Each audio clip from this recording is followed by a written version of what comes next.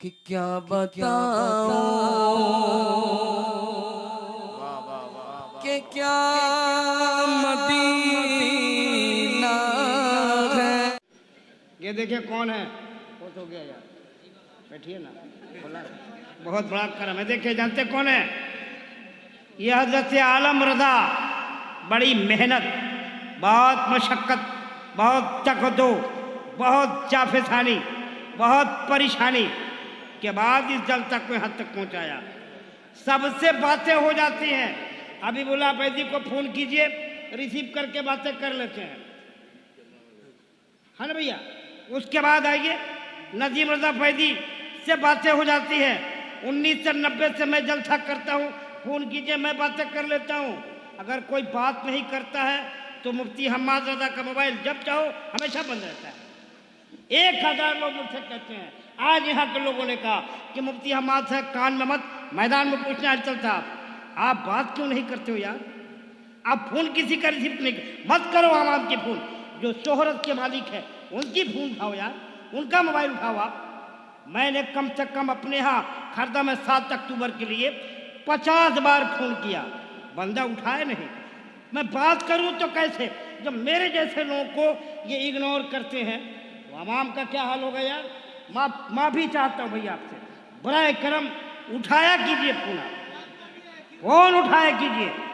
गलत बोल रहा हूँ ये सही एकदम, किसी का फोन नहीं। आज मैंने फोन किया, हजरत आपका 3 नंबर मेरे पास है, तीनों पे कॉल किया।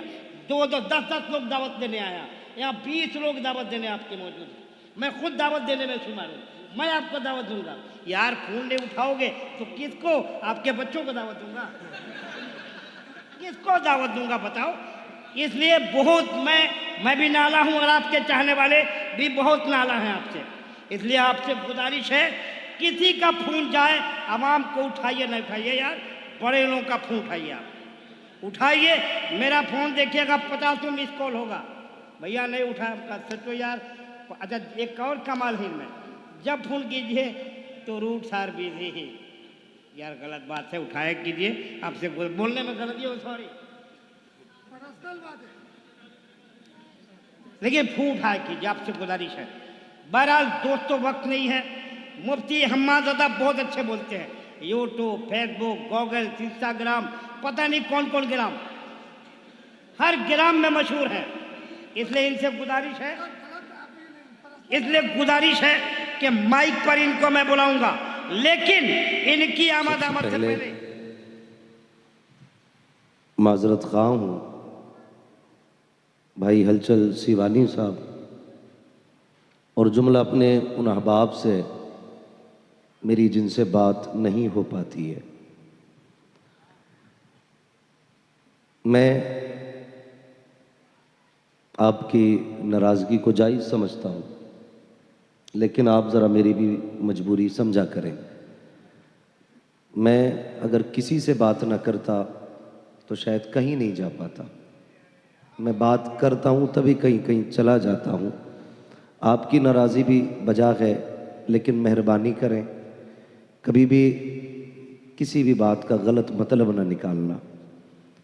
मैं अपने रब से हमेशा ये दुआ करता हूँ, मालिक तू जितना चाहे उरूज दे, लेकिन कभी मेरे पैर ज़मीन से जुदा ना करना। आमीन आमीन आमीन आमीन। मैं हमेशा ज़मीन पर रहना चाहता हूँ। आमीन, बेशक बेशक। और मेरी औकात क्या है, ना मैं माँ के पेट से खतीब पैदा हुआ और ना गारंटी है कि आखिरी सांस तक मैं खतीब रहूँगा, बल्कि हकीकत तो ये है, ये तेरा करम है आका के बना लिया है अपना, कहाँ मुझसे ये कमीना कहाँ सिलसिला तुम्हारा। नारे तकबीर, नारे रिसालत, वाह वाह वाह वाह। अपना कुछ भी नहीं है। बहुत अच्छे। हम तो अगर रोटी भी खाते हैं ना तो उसे अपने हाथ की कमाई नहीं समझते। अल्लाह अल्लाह। हम तो एक एक लुकमा भी ये कह के खाते हैं, तेरे टुकड़ों पे पले गैर की ठोकर पे न डाल, झिड़कियां खाएं कहाँ छोड़ के सदका तेरा। हमारे पास बोलो यार, नारे तकबीर, नारे रिसालत, उलमा अहले सुन्नत, दादा सुभान अल्लाह, सुभान अल्लाह। मुफ्ती हम्माद दादा वाह। मुरादाबादी। वाह वाह, नारे तकबीर। बहुत अच्छा, सुभान अल्लाह, सुभान अल्लाह। अल्लाह सलामत रखे। भाई मैं दुआ करता हूँ मालिक, उस जिंदगी से मौत बेहतर है जिस दिन मिजाज में गुरूर आए। हमें बस मेरी कुछ मजबूरियां रहती हैं। हर बंदा फ़ोन लगा के ये सोचता है इसने मेरा फ़ोन नहीं उठाया।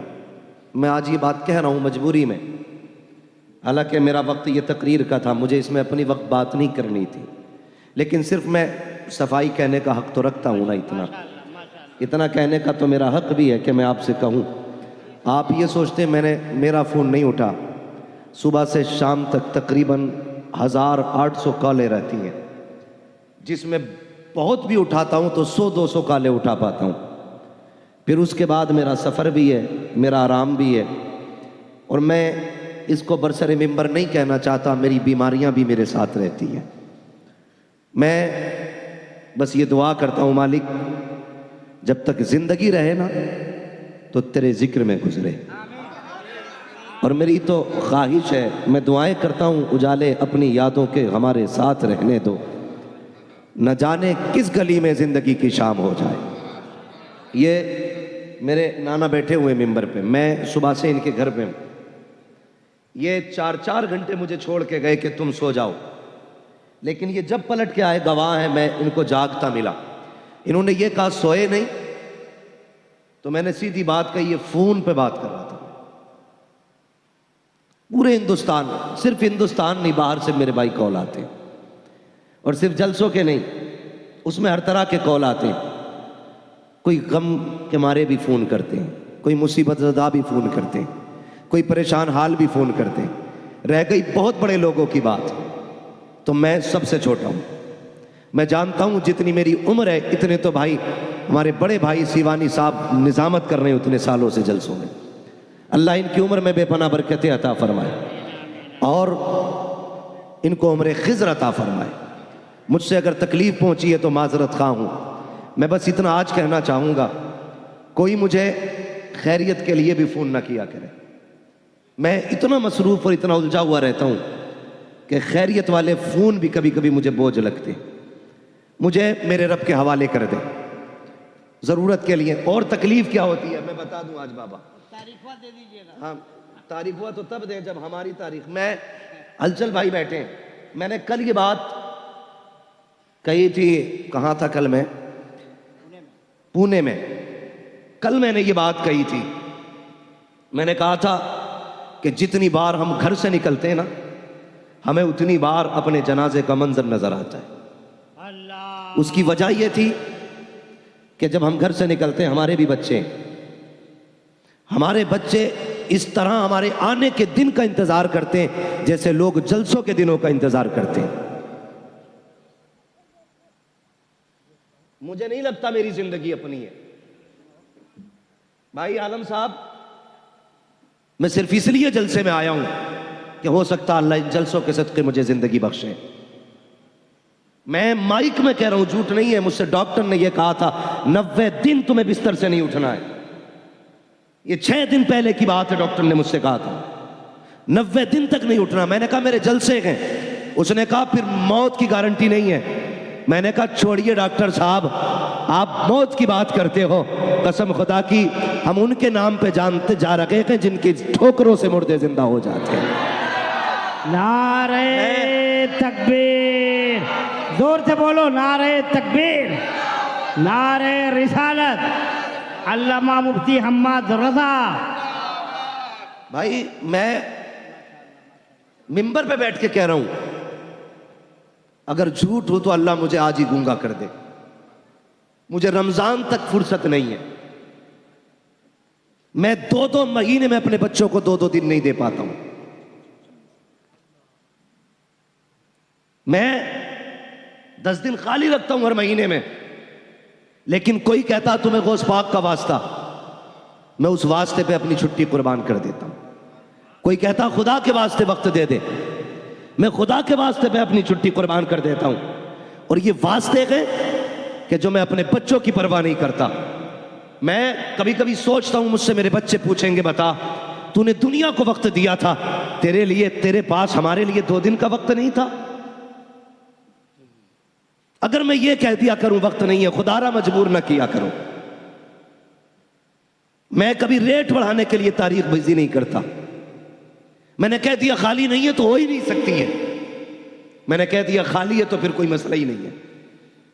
वक्त है तो आपके लिए है, और नहीं है तो फिर किसी के लिए नहीं है।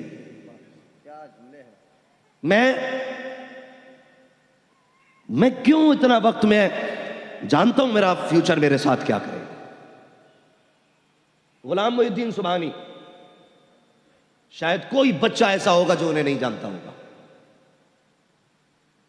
इतना मशहूर और इतना मजबूत खतीब कि इतना बिजी रहा कि कहना नहीं चाहिए कि वो आदमी गुर्दों की बीमारी में दुनिया से चला गया। अल्लाह उनकी कब्र पे अपनी रहमत और गुफरान की बारिशें फरमाए। और खुदारा एकदम से सर से उठा के ना फेंका करो किसी को। गुलाम मोहिउद्दीन सुभानी जब मुंबई तकरीर करने जाते थे ना, 8-8 गाड़ियां लेने के लिए एयरपोर्ट आती थी, लेकिन जब वही बंदा गुर्दे का मरीज हुआ ना, तो एक बंदा एयरपोर्ट से रिसीव करने उस बंदे को नहीं आता था। वो बंदा ऑटो करके हॉस्पिटल तक मुंबई में जाता था। क्यों? क्या कौम की जिम्मेदारी नहीं थी? जिसने बच्चों की फिक्र की है बगैर जिंदगी पूरे दीन के लिए लौटा दी, तुम्हें तो सर पे उठा के रखना चाहिए था। खुदारा इनकी कुर्बानियां जाने। और कभी तुम हाथ उठा के अपने बाप के लिए दुआ किया करो तो गुलाम मोहिउद्दीन सुभानी के लिए भी दुआ कर दिया करो, अल्लामा अबुल हक्कानी के लिए भी दुआ कर दिया करो।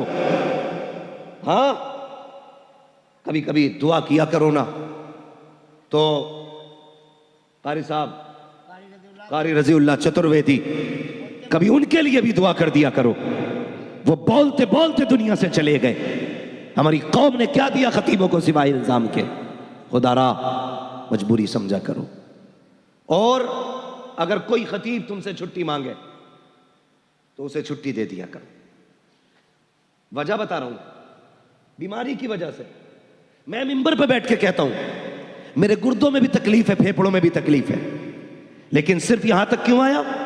अगर मैं ना आता, मेरे पास सर्टिफिकेट मौजूद है, मैं भेज सकता था मौलाना आलम को कि ये देखिए मेरी रिपोर्ट है, ये डॉक्टरों का कहना है, ये हकीम की राय है, और ये मेरे कागज हैं। मैं नहीं भी आ सकता था, लेकिन मुझे मालूम है ये कौम इन्हें नहीं जीने देती। अक्सर तो ये कहते कि झूठा नाम डाला था इश्तिहार में। बाकी जिन्हें यकीन होता वो ये कहता शायद हम्माद को कहीं जलसे की तारीख मिल गई इसलिए वो यहां नहीं आया। खुदारा बदले अपने नजरिए और दिलों में कुछ गुंजाइश पैदा करें, गुंजाइश पैदा करें। अगर तुम्हारे आगे कोई माजरत पेश करे, उसकी माजरत कबूल कर लो, कयामत में खुदा तुम्हारे थोड़े अमलों से राजी हो जाएगा। हाँ, बस मुझे ये कहना था। आप जरूरत से कॉल करें। अगर मैं फोन पे एक बार किसी से ये कह दूं कि खाली नहीं है, तो बस भाई ये न किया कहा करें कि देख लीजिए, कर लीजिए, मेरी डायरी है, मुझे पता है। कुछ कर लो। कुछ करने का क्या मतलब है? दूसरे की काट के हमारी लिख दो, यही तो है कुछ करने का मतलब ना। गुंजाइश, क्या गुंजाइश? कि महीने के मैं 35 दिन कर लूं, हफ्ते के 11 दिन कर लूं, जिस महीने के जितने दिन है उतने ही रहने। गुंजाइश का क्या मतलब है? यही तो सूरत है, या तो हफ्ते के 8 दिन बना लूं या महीने के 35 बना लूं। ये मुझसे नहीं हो सकता। हाँ, एक काम कर सकता हूं, इनकी काट के इनकी लिख सकता हूं, लेकिन बताइए कयामत में इन्हें क्या जवाब दूंगा मैं? इसलिए खुदा रहा, बस मेरे भाई, अगर फिर भी मुझसे किसी को तकलीफ हुई है, खुदा के वास्ते माफ कर देना। मैं यहां दिल दुखाने वाली बात नहीं करना चाहता, बस मैं कुछ कहना चाहता था। हमेशा यही दुआएं मांगा करो, उजाले अपनी यादों के हमारे साथ रहने दो, न जाने किस गली में जिंदगी की शाम हो जाए।